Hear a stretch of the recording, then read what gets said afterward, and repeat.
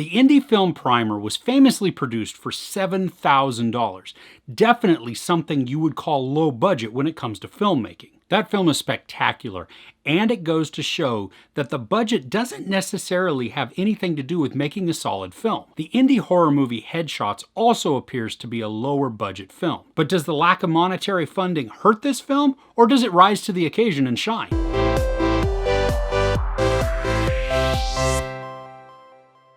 The story of Headshots purports that over 1 million actors come to Los Angeles every year in hopes of becoming stars.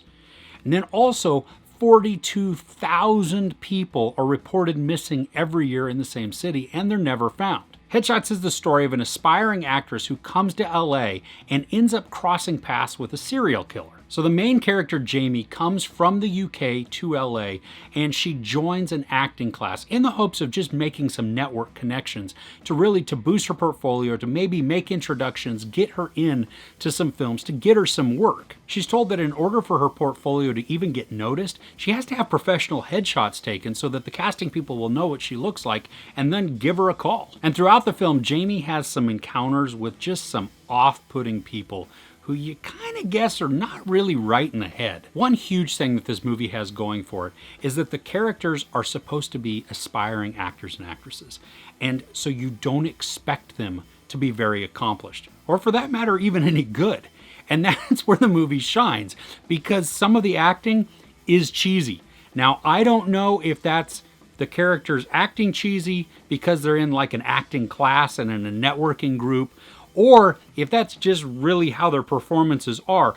Either way, though, it really works with the story. Now, I've got to admit that there is a fair amount of tension to this story. Now, some of it is hampered by some of the cheesy acting, but for the most part, there's just a good amount of anxiety that has risen because of the story, because of the pacing, even through the music and just some of the camera angles. I found myself sucked into this thing, and I wasn't quite sure that I was going to when it first started out. Unfortunately, though, the climax and the reveal came too quickly for me.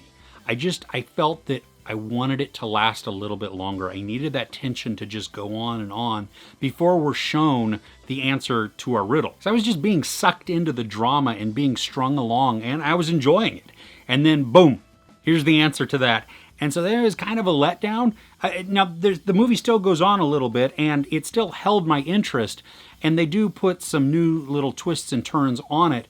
But for the most part, what was building up in the story, I just wanted that to come later, not at where it did in the film, which was only a little bit more than halfway through. Like any low-budget film, you don't have high expectations for the special effects, and this isn't any different. Now, because this is a horror, there is blood and gore to it.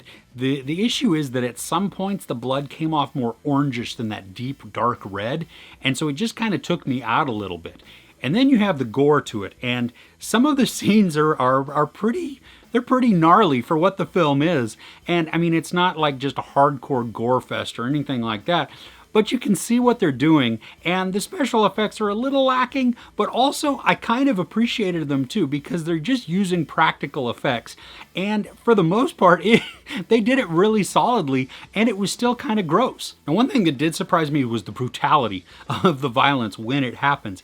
I mean, it kind of goes on, like they extend it for longer than you think they might, and then they offset that with some comedic elements, with just some comedy or some goofiness. And so it doesn't just sit you in this bell jar or in this utter tension and just like, ugh, gosh, gross, the entire time. It does break you out of it a little bit, which is a nice change of pace. I think my main issue with the film comes from a technical standpoint, and that's from the sound. Now, it's not a massive issue all the way through, but when it did happen, I felt that it drew me out of it because I noticed it then, and that's not what you want in the sound design or just in the sounds itself.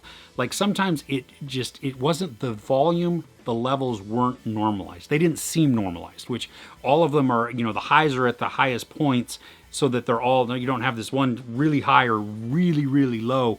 And sometimes though, it felt like when a character was talking, even if they were off camera, that the microphone was placed in the other direction, and so you could barely hear them. And again, this didn't happen often, but when it did, I found it distracting. This isn't getting a theatrical release, but it is going to be available on demand. And it's only 89 minutes long, which is totally doable, just a fun binge session, especially if you grab a bunch of friends that enjoy just the low budget horror. I mean, it's something that you kind of laugh along with and you kind of go, oh, gross or whatever. And you just have a good time watching it. There's no sex or nudity, but there is profanity and a whole lot of violence. I give Headshots 2.5 out of 5 couches. So what's the best low-budget horror film you've ever seen? Let me know in the comments below. I would love to check it out. If you enjoyed this review, please give it a like. Also, don't forget to share and subscribe. I'm Chris. This is Movies and Munchies. Thanks for couching with me.